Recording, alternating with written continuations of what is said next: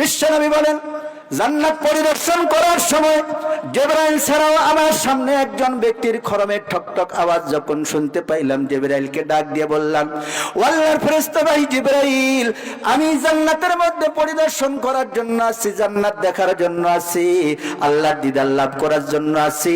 আপনি হলেন রাহবার, আমাকে দেখাইতেছেন, কিন্তু আমরা দুইজন ছাড়া তো এখানে তৃতীয় নাম্বার কোনো ব্যক্তি দেখি না। কার খরমের আওয়াজ, ঠকঠক পায়ের আওয়াজ আমি শুনতে? আল্লাহু তাআলা আনহু সাহাবায়ে কেরামদের মধ্যে সবচেয়ে বড় মুহাদ্দিস, জবরদস্ত মুহাদ্দিস ছিলেন, বিশ্ববিখ্যাত মুহাদ্দিস। উম্মতের মধ্যে এরকম বড় মুহাদ্দিস, হাদিস বিশারদ আসেও নাই, কিয়ামত পর্যন্ত আসবেও না।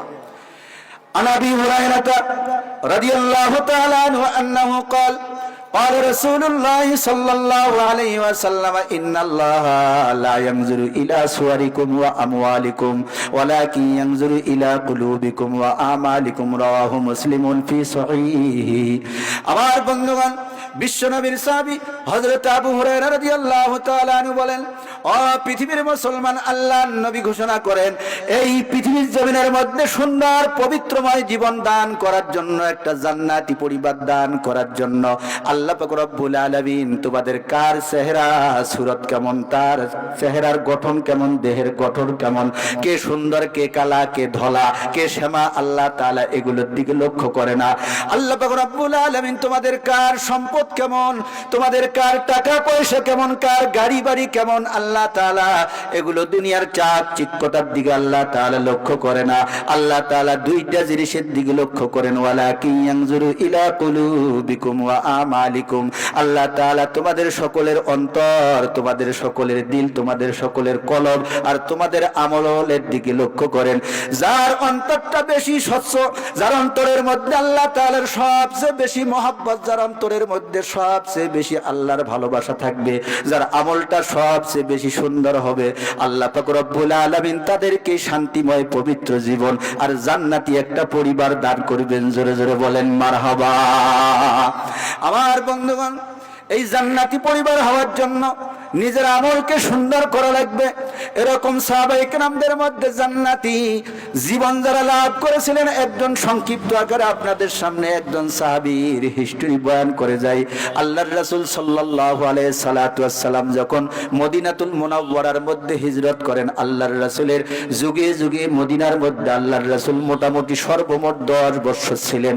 ওই 10 বছরের জীবনীতে আল্লাহর রাসূলের মাদানী জীবনের মধ্যে মসজিদে নববীতে আযান দেওয়ার জন্য 3 জন সাহাবীকে নিযুক্ত করেছিলেন মুয়াজ্জিন হিসেবে। বলেন, রাসূলের মুয়াজ্জিন ছিলেন কয়জন? কিতাবের মধ্যে এসেছে 3 জন। একজন ছিলেন হযরত বেলাল ইবনে রাবাহ রাদিয়াল্লাহু তাআলা আনহু, আর একজন ছিলেন অন্ধ সাহাবী হযরত আব্দুল্লাহ ইবনে উম্মে মাকতুম রাদিয়াল্লাহু তাআলা আনহু, আর একজন ছিলেন হযরত আবু মাহজুরা রাদিয়াল্লাহু তাআলা আনহু। এই 3 জন সাহাবী আল্লাহর রাসূলের আদেশে মসজিদে নববীতে আযান দিতেন। এদের মধ্যে ইমামুল মুয়াজ্জিনিন হাইয়া আলাস সালাহ হাইয়া আলাল ফালাহ বলে যিনি সবচেয়ে বেশি আহ্বান করতেন মানুষদেরকে, মুসলমানদেরকে, সাইয়্যিদুনা ওয়া মাওলানা বেলাল ইবনে রাবাহ রাদিয়াল্লাহু তাআলা আনহু। সমস্ত ইমামদের, পৃথিবীর সমস্ত মুয়াজ্জিনদের যিনি লিডার, যিনি নেতা, তিনি ছিলেন হযরত বেলাল রাদিয়াল্লাহু তাআলা আনহু। জোরে জোরে বলেন মারহাবা। ও মুসলমান, হযরত বেলাল রাদিয়াল্লাহু তাআলা আনহু মানুষটি কেমন ছিলেন আপনাদেরকে বুঝাইতে চাই। আমাদের সমাজের মধ্যে আমরা দেখি গরিব, দুঃখী, অসহায়, কাঙ্গাল, পথের পথিক অনেক মানুষ আছে কালো। সমাজের মধ্যে মানুষ তাদেরকে ঘৃণা করে। জোরে বলেন কথা ঠিক না বেঠিক? কিন্তু দেখা যাবে এদের আমল, এদের অন্তর যদি আল্লাহর মহব্বতে ভরপুর থাকে, আমল যদি সুন্দর হয়, ওই ধনী শ্রেণীর লোকের আগে কাল কিয়ামতের ময়দানে এরা জান্নাতের মধ্যে চলে যাবে। আল্লাহর কাছে কে কালো, কে ধলা, কে ফর্সা, এগুলো গ্রহণযোগ্যতার মাপকাঠি নয়। গ্রহণযোগ্যতার মাপকাঠি হলো কার কলম বেশি সুন্দর, কার আমল বেশি সুন্দর। জোরে জোরে বলেন কথা ঠিক না বেঠিক? আমার বন্ধুগণ, সংক্ষিপ্ত আকারে বর্ণনা করব। হাদিস শরীফের মধ্যে এসেছে, তিরমিজি শরীফের হাদিস, বিশ্বনবী যখন এই পবিত্র রজব মাস, বর্তমান আমাদের মধ্যে যে মাসটা চলমান, ভাইজান বলেন দেখি এই মাসটার নাম কি? বলেন এই মাসটার নাম কি? বলতে পারেন না? হায় রে মুসলমান, আক্ষেপ, আল্লাহু আকবার। কি যে মহা মুসিবতে বললাম, কিসের ওয়াজ করি? আপনি দাঁড়াইছেন কে ভাই? বসেন, মেহরবানি করে বসেন। এলাও কিন্তু কালেকশনে যাই নাই, কে টাকা দিবেন একটু পরে দেন। আল্লাহু আকবার। আগের যুগের মধ্যে দেখতাম যুবক ছেলেরা যখন বিয়ে করার জন্য যাইতো, কালেমায়ে শাহাদাত পাত্রকে ওই কনের বাড়ির পক্ষ থেকে ইন্টারভিউ পরীক্ষা হিসেবে কালেমায়ে শাহাদাত জিজ্ঞাসা করতো। জোরে বলেন, কথা ঠিক না বেঠিক? মেয়ে দেখতে গেলে মুরব্বীরা জিজ্ঞাসা করতো, মা তুমি সূরা ফাতিহাটা ভালো করে তেলাওয়াত করো তো দেখি, কোরআন তেলাওয়াত করতে জানো কিনা, কয় খতম পড়ছো? এখন আর এগুলো জিজ্ঞাসা করে না, এখন আর এগুলো ধারে না এই আপডেট ডিজিটাল যুগের মধ্যে। জোরে বলেন, কথা ঠিক না বেঠিক? মুসলমান সারা জীবন ওয়াজ শুনতে শুনতে আমরা জীবনটা শেষ করে দিলাম। আজকে রজব মাস কোনটা বলতে পারে না, কিন্তু ঠিকই আর মাত্র আজকে কয় তারিখ? ইংরেজি কয় তারিখ? 29 তারিখ। আর মাত্র 2 দিন পরে 31শে ডিসেম্বর। এই 2 দিন পরে তৃতীয় দিন যখন আসবে, হওয়ার আগেই জানুয়ারি হ্যাপি নিউ ইয়ার, মানে শুভ নববর্ষের আগমন।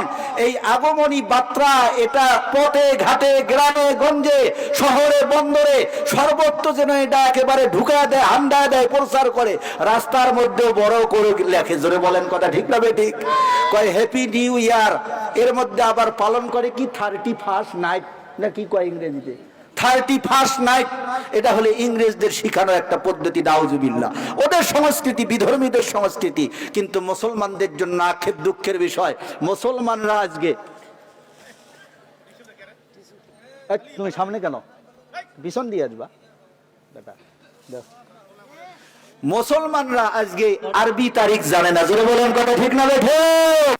রজব মাস, এই রজবের পরে আসবে শাবান, শাহরের শাবান, এরপরে আসবে রমজান, পবিত্র রমজানুল মুবারক। জোরে জোরে বলেন মারহাবা। ও মুসলমান, কিতাবের মধ্যে এসেছে আরবিকে মহব্বত করা এটা জান্নাতীদের লক্ষণ। যারা আরবি মাস, তারিখ, সাল এগুলো মুখস্থ করবে, নফল ইবাদত করলে যে সওয়াব পাওয়া যায়, ওদের আমলনামায় এই সওয়াব আল্লাহ তাআলা দিয়ে দিবেন। কিন্তু আমরা বাংলা তারিখ মুখস্থ, ইংরেজি তারিখ মুখস্থ, এগুলো সব বলতে পারি ঠাস ঠাস করে। আরবি তারিখ বললে একেবারে পায়জামা গরম হয়ে যায়। জোরে বলেন, কথা ঠিক না বেঠিক? বাড়িতে ক্যালেন্ডার নিয়ে যাবো, আরবি তারিখ এগুলো মুখস্থ করবো, জানবো, শিখবো। নফল ইবাদতের সব আল্লাহ তাআলা আপনার আমার আমলনামার মধ্যে দিয়ে দিবেন। আর রজব মাস আসছে, মাসের নামে কইতে পারি না আমরা, তাহলে আমলটা করব কি? আল্লাহু আকবার। আল্লাহর রাসূল রজব মাস আসলেই দোয়া করতেন। কোন দিকে যাই, কোন ওয়াজ ছুঁয়ে কোন দিকে যাই দেখি তো সব জায়গায় খালি খালি আর খালি। বোঝেন নাই? লাইন ছাড়া তো হয়ে যাইতেছে। আমার ভাইরা, বিশ্বনবী দোয়া করতেন, আল্লাহুম্মা বারিক লানা ফি রজব ওয়া শাবান ওয়া বাল্লিগনা রমাজান। আয় আল্লাহ তাআলা, পবিত্র রজব মাস আমাদের মধ্যে চলমান, এই রজব মাস আর সামনের আগমন যে মাসটা করবে, ওই মাসের নাম হবে শাবান। রজব আর শাবানের মধ্যে আপনি আমাদের বরকত দান করুন, রহমত দান করুন। এই 2 মাসের পরে যে একটা মাস আসবে, রহমত, বরকত, মাগফিরাত, নাজাত, ওই মাগফিরাত আর নাজাতের মাস পর্যন্ত আমাদের হায়াতকে আপনি দীর্ঘায়িত করে দেন। জোরে জোরে বলেন মারহাবা। মাসেই জানে না ফের দোয়া করবে কেমনে, কি বলেন, কথা ঠিক না বেঠিক? আল্লাহু আকবার। রজব মাসের ফজিলত বলার সুযোগ নাই, যে কথা বলতেছিলাম, রজব মাসের ফজিলত বলবো না। কিতাবের মধ্যে এসেছে, আল্লাহর রাসূল তাফসীরের কিতাবে সূরা বনী ইসরাঈলের তাফসীরে এসেছে, আল্লাহর রাসূল তাফসীরে মারিফুল কোরআন, তাফসীরে মাজহারির মধ্যে, তাফসীরে ইবনে কাসিরের মধ্যে মুফাসসিরিনে কেরাম বর্ণনা করে, আল্লাহর রাসূল এই রজব মাসের 27 তারিখে, এই চলমান মাসের 27 তারিখে দিবাগত রাত্রিতে মসজিদে হারাম, মক্কাতুল মুকাররমার বাইতুল্লাহ শরীফ থেকে জেরুজালেম ফিলিস্তিনের মধ্যে মসজিদুল আকসা, সেখান থেকে নিয়ে প্রথম আসমান, সপ্ত আসমান, বাইতুল মামুর, সিদরাতুল মুনতাহা সবকিছু অতিক্রম করে আরশে মুআল্লা, সরাসরি আল্লাহর আরশে গিয়ে আল্লাহর দিদার সাক্ষাৎ লাভ করে ধন্য হয়েছেন। জোরে জোরে বলেন মারহাবা। আরো আস্তে কোন মারহাবা। আল্লাহু আকবার। আল্লাহ তাআলা আল্লাহর ধ্বনি জোরে জোরে যাওয়ার তৌফিক দান করুন। আমার বন্ধুগণ, বিশ্বনবী মেরাজের রজনীতে মেরাজের মধ্যে গেলেন, যাওয়ার পরে আল্লাহর রাসূল সব কিছু আরশ কুরসি লৌহ কলম সব কিছু যখন জিবরাইল বিশ্বনবীকে পথ প্রদর্শক হিসেবে পরিদর্শন করাইলেন, জাহান্নাম পরিদর্শন করাইলেন, জান্নাত পরিদর্শন করাইলেন, বিশ্বনবী নিজেই বলেন, মিশকাত শরীফের মধ্যে হাদিসটা এসেছে, আমি বিশ্বনবী যখন জান্নাতের মধ্যে গেলাম, জান্নাতের মধ্যে গিয়ে জান্নাত পরিদর্শন করতেছি, আমি আর জিবরাইল, আমি তো জিবরাইলকে জানি, জিবরাইল আমার পথ পরিদর্শক, সামনে সামনে যায়, আমি পিছনে পিছনে পিছনে যাই, আমি যেন কার খরমের আওয়াজ, ঠক ঠক খরমের আওয়াজ শুনতে পাচ্ছি। জোরে জোরে বলেন মারহাবা। নারায়ে তাকবীর, নারায়ে তাকবীর। পূর্ণাঙ্গমানের আগমন খালিশা কালোয়াবাসীর পক্ষ থেকে। আলহামদুলিল্লাহ, হুজুরকে বসতে দেন। হুজুর চলে আসছে, ইনশাল্লাহ সংক্ষিপ্ত করব। হুজুর ইনশাল্লাহ গুরুত্বপূর্ণ নসিহত আমাদের সামনে পেশ করবেন, আমাদের জন্য দোয়া করবেন। আল্লাহর রাসূল বলেন, জান্নাতে যাইতেছি আমি, আর জিবরাইল তো আসছি সেই মক্কা থেকে। জিবরাইল সম্পর্কে জানি, কিন্তু কার যেন পায়ের খরমের ঠক ঠক আওয়াজ আমি শুনতে পাচ্ছি। জোরে জোরে বলেন মারহাবা। খরম চেনেননি আপনারা? খরম চেনেন না? আগের মুরব্বীরা তো চেনার কথা। ওই যে কাঠ দিয়ে বানায়, কাঠ আর টিউব দিয়ে বানাই তো, তার কাটা দিয়ে। জোরে বলেন কথা ঠিক না ঠিক? এই খরম পাই দিবেন, পাকা ফলরের মধ্যে হাঁটবেন তো ঠক ঠক ঠক ঠক করে পুরা বাড়ির আওয়াজ মধ্যে আওয়াজ হবে। বাড়ির পরিবারের সকল সদস্যরা একবারে অবগত হবে, হ্যাঁ বাড়ির লিডার চলে এসেছে। জোরে বলেন কথা ঠিক না ঠিক? বিশ্বনবী বলেন, জান্নাত পরিদর্শন করার সময় জিবরাইল ছাড়াও আমার সামনে একজন ব্যক্তির খরমের ঠকঠক আওয়াজ যখন শুনতে পাইলাম, জিবরাইলকে ডাক দিয়ে বললাম, ও আল্লাহর ফেরেশতা ভাই জিবরাইল, আমি জান্নাতের মধ্যে পরিদর্শন করার জন্য আসছি, জান্নাত দেখার জন্য আসছি, আল্লাহর দিদার লাভ করার জন্য আসছি। আপনি হলেন রাহবার, আমাকে দেখাইতেছেন, কিন্তু আমরা দুইজন ছাড়া তো এখানে তৃতীয় নাম্বার কোনো ব্যক্তি দেখি না। কার খরমের আওয়াজ, ঠকঠক পায়ের আওয়াজ আমি শুনতে পাইতেছি? এবার জিবরাইল ডাক দিয়ে বলেন, ইয়া রাসূলুল্লাহ, ইয়া হাবিবাল্লাহ, উনি আর কেউ নয়, আপনার মসজিদের নববীর মুয়াজ্জিন, ইমামুল মুয়াজ্জিনিন হযরত বেলাল হাবশী রাদিয়াল্লাহু তাআলা আনহু। জোরে জোরে বলেন মারহাবা।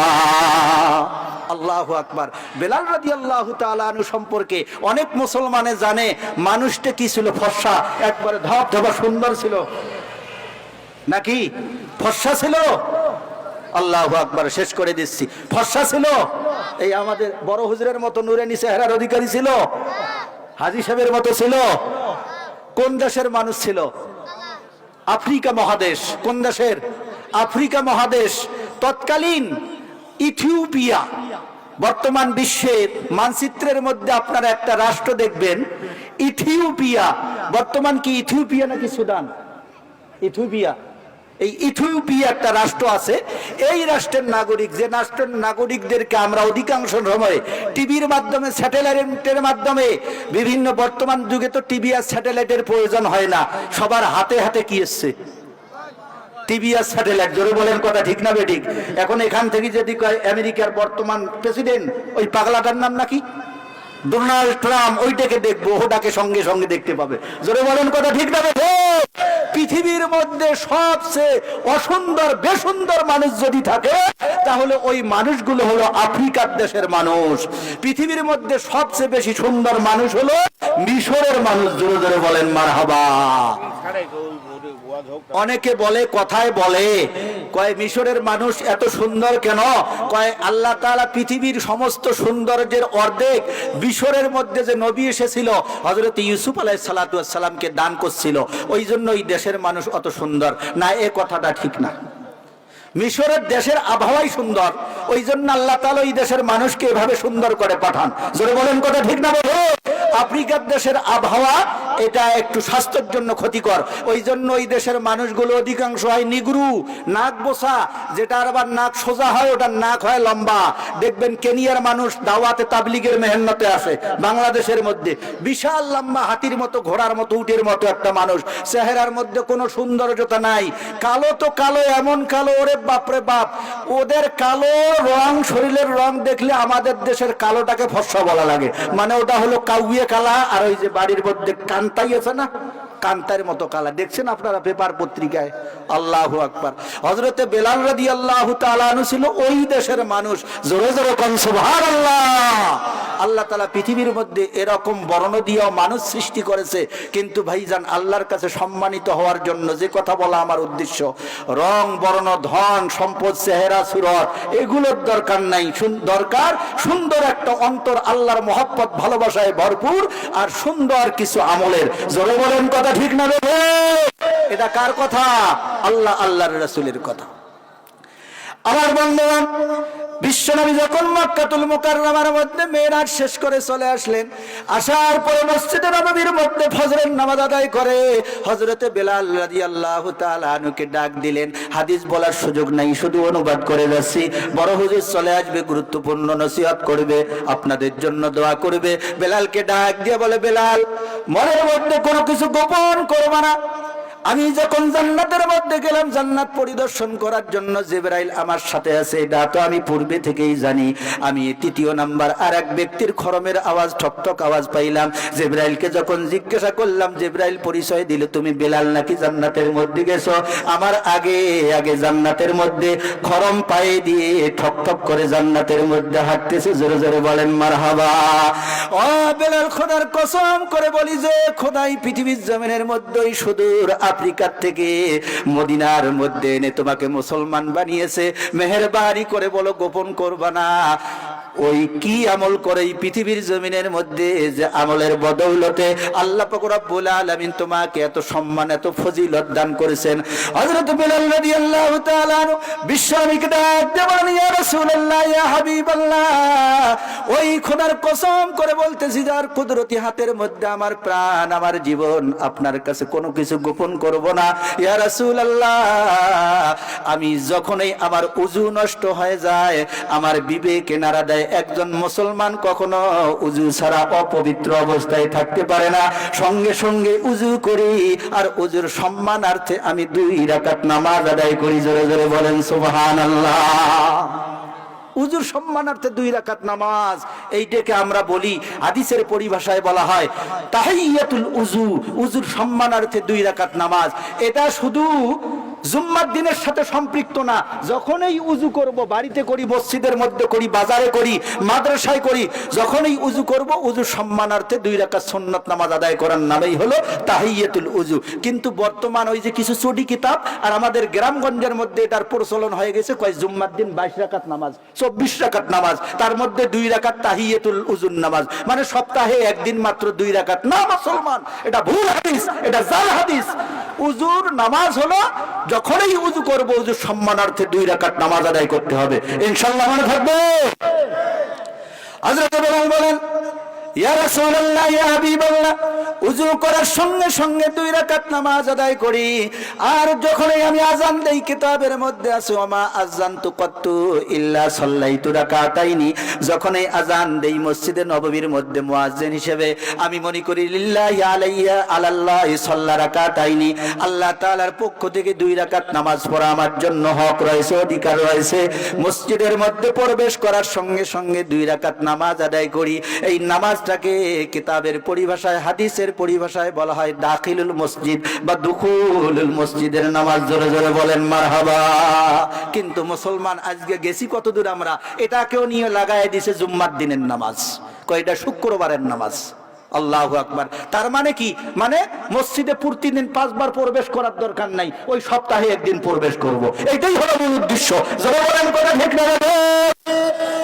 মসজিদে 5 বার দৈনন্দিন প্রবেশ করতে হবে, তাহলেই সুন্দর জীবন, পবিত্র জীবন লাভ করা যাবে, জান্নাতি জীবন লাভ করা যাবে। আল্লাহর রাসূল, আল্লাহর হাবিব হযরত বেলাল রাদিয়াল্লাহু তাআলা আনহুর কাছে 2 আমলের কথা শুনলেন। ভাইজান, পর্দার অন্তরালের মা বোনেরা মনোযোগ দিয়ে শুনবেন। 1 নাম্বার হলো উযু নষ্ট হওয়ার সঙ্গে সঙ্গে উযু করে 2 রাকাত নামাজ আদায় করা। আর দ্বিতীয় নাম্বার আমলটা হলো যখন এই মসজিদের মধ্যে প্রবেশ করে 2 রাকাত নামাজ আদায় করা। আল্লাহর রাসূল বেলালকে লক্ষ্য করে বলেন, ইয়া বেলাল বিহিমা, আর এক বর্ণনার মধ্যে আছে বিহাতাইন। বেলালকে ডাক দিয়ে বলেন, বেলাল, এখন স্পষ্ট বুঝতে পারলাম, আমার সামনে প্রমাণিত হয়ে গেল তুমি এত বড় ফজিলত, এত বড় মর্যাদা লাভ করেছো। তোমার জীবদ্দশায় আমার সঙ্গে তুমি জান্নাতের মধ্যে প্রবেশ করেছো, তোমার এই 2টা আমলের গুণে। জোরে জোরে বলেন সুবহানাল্লাহ। এজন্য আল্লাহ পাক রব্বুল আলামিন বলেন, মান আমিলা সালিহাম মিন যাকারিন আও উনসা ওয়া হুয়া মুমিন ফালানুহইয়ান্নাহু হায়াতান তাইয়্যিবা। সূরা নহল 97 নম্বর আয়াতে কারিমা। যে ব্যক্তি ঈমান আনার পরে সৎ কাজ করবে, সে নারী হোক অথবা পুরুষ হোক, আমি আল্লাহ তাআলা পৃথিবীতে পবিত্র একটা শান্তিময় জীবন দান করব। জোরে জোরে বলেন মারহাবা। ইনশাআল্লাহ আমরা সকলেই পবিত্র, শান্তিময়, জান্নাতি জীবন চাই তো? কারা কারা চাই একটু হাত তুলে দেখা। নাই, লিল্লাহি তাকবীর। আল্লাহ তাআলা তৌফিক দান করুক। তাহলে এই মসজিদ মাদ্রাসার সঙ্গে সম্পৃক্ত থাকতে হবে, ওলামায়ে কেরামদেরকে মহব্বত করতে হবে, ওলামায়ে কেরামদের কথা অনুযায়ী চলতে হবে। আল্লাহ তাআলা আমাদের সকলকে আমল করার তৌফিক দান করুক। ওয়া আখিরু দাওয়ানা আনিল হামদুলিল্লাহি রাব্বিল আলামিন। আসসালামু আলাইকুম ওয়া রাহমাতুল্লাহি ওয়া বারাকাতুহু।